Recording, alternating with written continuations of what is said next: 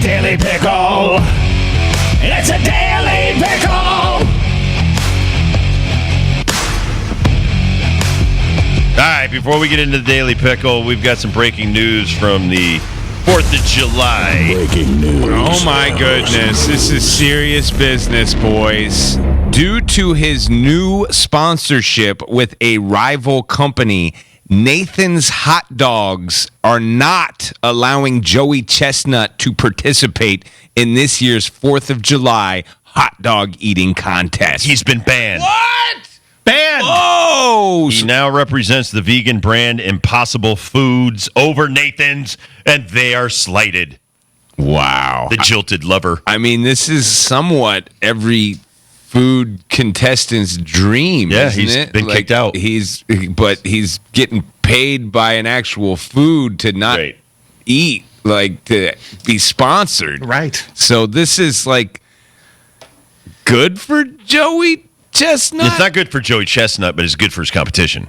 It's great for his competition. They have a chance to actually win. I think the guy gets in it not to prove that he can eat a bunch of hot dogs, to he could just win eat the more prize right, money. right. Exactly. This is about winning some money, and he's got a family, he's got a wife and kids, he's got to feed them. He has just won the prize money, Dibs. Yeah. I don't know how much prize money, but I'm sure it's significantly more than what he would win if he were to actually win the prize money. He's the Caitlin Clark of food eating, and now he's been roughed up. That's putting Caitlin Clark a little ahead of schedule, I Right, think. but he's been roughed up by this whole thing. I see where you're going. All right. So now I think some other sponsors should jump on board. So if you're like Impossible Foods, Wow. I would be running to sign up Joey Chestnut and then put him on the late night talk circuit and kind of have some fun with this. Because shame on Nathan's. Shame on Nathan's for banning this guy because he's with the competition. I think you do. I think you do let him in. If you're Nathan, Yeah. you let him in because you really like your real hot dogs, don't you? Huh? Taste really good, don't they? You the go best back of the to your best kind Impossibles. of a conversation. You know, you don't have the cream of the crop of the eating competition. Oh, kind of so you're guy. saying if Eater X ends up winning this 4th of July, you're going to put an asterisk by that? Yeah, because there's no Joey Chestnut. This is Live Golf, Scotty Scheffler Isn't all it? over again. I'll tell you what, big money comes through once again and steals the stars. You know who's the big loser, Dibs? The fan. The fans, absolutely. Like The this fan that is in the comments section on the story says, What'd he banned from the glitzy gobbling is crazy. Yeah, Where it's is the that only team way now? you can stop him from winning is to ban him. I can't wait to see what the TV numbers are going to be. I kind of agree with that. I don't think the crowd's going to be better, and I don't No. think that we're going to care about watching unless we get some crazy guy out there to actually break the numbers that he has put forth. Now, that could happen this year. And just like Liv going with the PGA this weekend in the U.S. Open, maybe there's a pizza eating contest down the road that will pin whoever wins this year's 4th of July Nathan eating hot dog contest to Joey Chestnut in some other feat of strength when it comes to the stomach. It's a big story, man. Big sports story.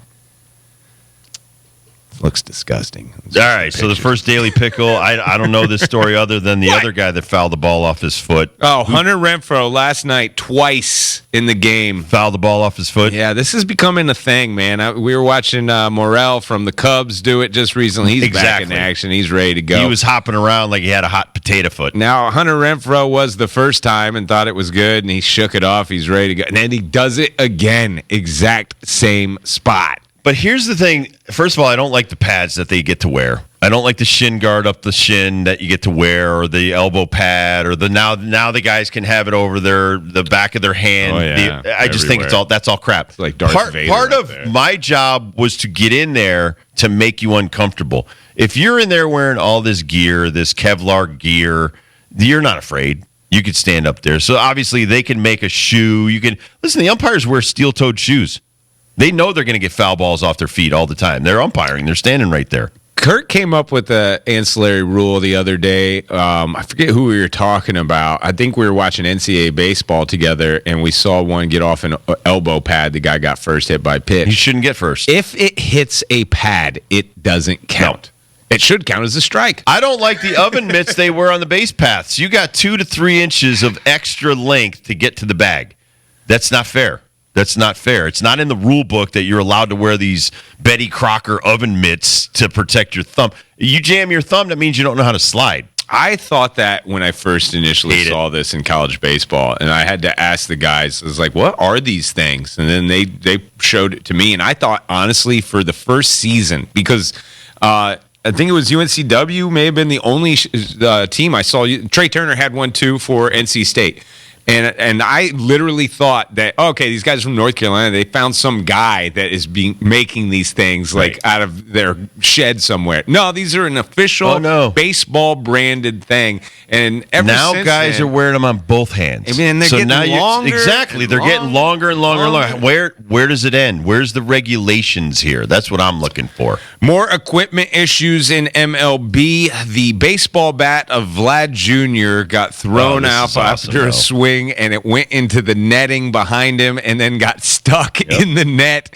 And it couldn't just get shooken out from someone down at the bottom of the net. They had to have a whole crew retrieve this baseball bat. But look at the apparatus the dude pulled out to get it down. Yeah, that's hats off to the grounds crew to get this baseball bat out. But we have had some equipment snafus that I have never seen before in Major League Baseball. And, obviously we haven't had the netting. We've had, the backstops and fencing. Honestly, the net did its job. It protected the fans. So true. But here's the thing. Most fans, and I wanted this to be the first dibs question yesterday, but most fans, they will protect their kids or whatever to get the bat.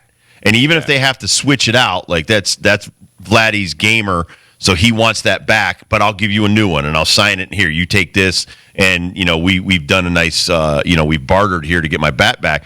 But most fans liked bats coming into the stands. They wanted to keep them. That's a great souvenir. It's better than a ball. Ball's $10. So we saw on we watching World News right after the show yesterday, and we saw this Antique Roadshow lady brought a Mickey Mantle bat that she'd never had appraised. Now she was thing's gotta be worth millions. She was a bat girl. That's what I was thinking too. Only appraised at $75,000. Those people don't know what they're talking about. That's what Kurt and I said. He's like, that guy was like, I'll give you after the road show, I'll give you $75,000 right now. He knows he can go right to whatever and get millions. So this lady somehow muscled her way into being a bat girl and got this bat. Isn't that how the story goes? Yes. I think. And Mickey Mantle ended up signing. What is this, Morgana? No, it's Kissing not Bandit. Morgana. I think she's 11 years old when this happens. So she was told the price, and she said, "I'll never sell it."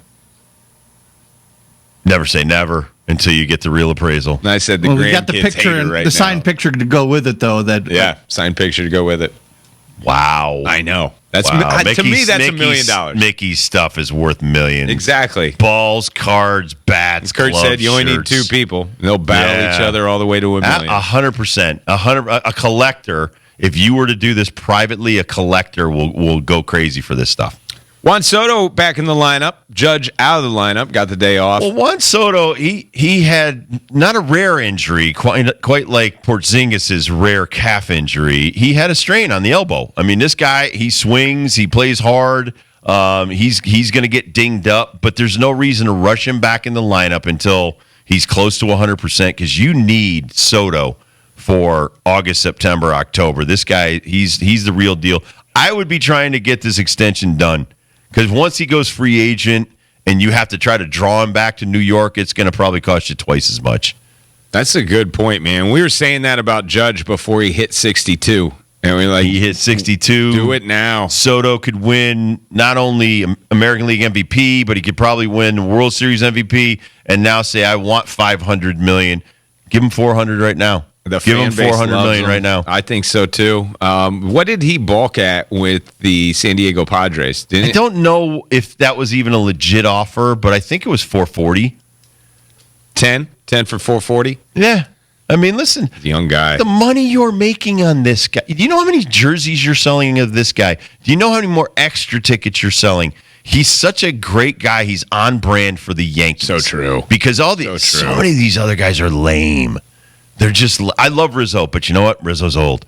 DJ LeMahieu, he fizzled. Gleyber Torres had one, maybe 2 good years in a Yankee. All these guys are hitting around 250. That's right. And, the only guys that have really been the best for the brand, well, Garrett Cole's been amazing, but Aaron Judge is a no-brainer, and so is Soto. And so, honestly, you're talking right here. This is like when Lou Gehrig and Babe Ruth played together. Okay, so you're going. These are the kind of guys you want back to back. This is like Manny Ramirez and David Ortiz with the Red Sox. I don't care what it takes. You keep them together for 10 years, win a few championships, but you fill the stands, and your coffers are overflowing. Dare I say, Ruth and Gehrig. Talk about catchers. Real Muto is going under the knife. He's having the meniscus removed. Yeah. JD. What is that going to JT, be like for the year as a catcher? Is it in his knee? Yeah. He's out for maybe a month. I had the meniscus removed. I was back in a couple of weeks. So, yeah, it depends on how badly it's torn up in there. Because once they open you up a little bit and they go in there, they might find other stuff. But catchers, man, he's squatting a lot. And after he missed that ball over in England, he's probably happy he gets to miss some time right now. A lot of people not happy with the way he tried to backhand that ball. That's a catcher thing, man. Catcher's so lazy right now. The one knee thing is I hate the one knee down thing. And, the analysts are going to argue against it and stuff like that. I don't mind it with nobody on base. But you get a guy in second or third, you're opening yourself up for misery. The guy, from Kentucky, or was it North Carolina, scored from second. North Carolina, yeah. It was just insanity. So it's just like, listen, pick your poison. You want to stop these balls, you want to block these balls, and I see it every day on social media where people are arguing back and forth. I've been there. When you're in the 7th, 8th, or 9th inning and the game's on the line, the catcher's main job, other than calling the game, which is pretty much a no-brainer with the whole pitch comp thing, block the ball. Keep it in front of you. Don't let that guy advance bases and score the tying or winning run. So anybody who's like, well, it's okay because he's trying to frame the pitch, that's insane. You didn't just invent framing pitches, by the way. It's been going on for 50 to 70 years of catchers trying to frame pitches. Now you've just got a new little technique of one knee. Trust me, Rick Dempsey, I used to watch him growing up. He was on one knee, but not with a guy on third. A team I wanted to ask you about when we got to the pickle today. I didn't know we were going to do it so early, but the Blue Jays. I keep on reading things about Bichette and Guerrero being on the selling block for this team. I didn't think this price team will be high, though. Yeah, but I didn't even think the Blue Jays were going to be in this department. I thought that they were in every team in the AL East, minus maybe the Red Sox, were going to be the buyer department. But for them, and I understand the price is going to be high, but they grew these kids up, and the pedigree, and I would definitely lean towards Vlad Jr. over Bo Bichette, but still, these are some names, man. These are some all-stars. These are some seat ticket grabbers for your franchise. I just look at Juan Soto, though. Juan Soto on the Nationals. Yeah. This kid was just Bryce Harper on the Nationals, and they didn't want to keep these guys. I think this is the way that people do business now. If I can get 4 or 5, save myself a few $100 million, I'll do it. Because they don't care about winning. John Henry just came out the other day, and basically his whole fan base was like, is this guy serious? Because he's moved on from the Red Sox. He's got so many different things going on. So the people that own the Blue Jays, the people that own some of these franchises, they don't really care about the day-to-day and how much you love Vladdy, how much you love Bo Bichette. They're willing to. They want to win. They think winning will put more butts in the seats. They don't realize that people come to see those guys. Those are the marquee. Those are the movie stars of your team. That's what I'm saying. You want to get rid of those movie stars? Go ahead. Watch a Nationals game. There's a handful of people there. They won a World Series a few years ago. Right. Watch some of these other teams. There's a handful of people in the stands when you get rid of the superstar players. But you know who does it right now? And I hate to say this, is the Dodgers. That's an all-star cast. It's like a Mission Impossible movie. Worth the price of admission. It's worth the price of admission.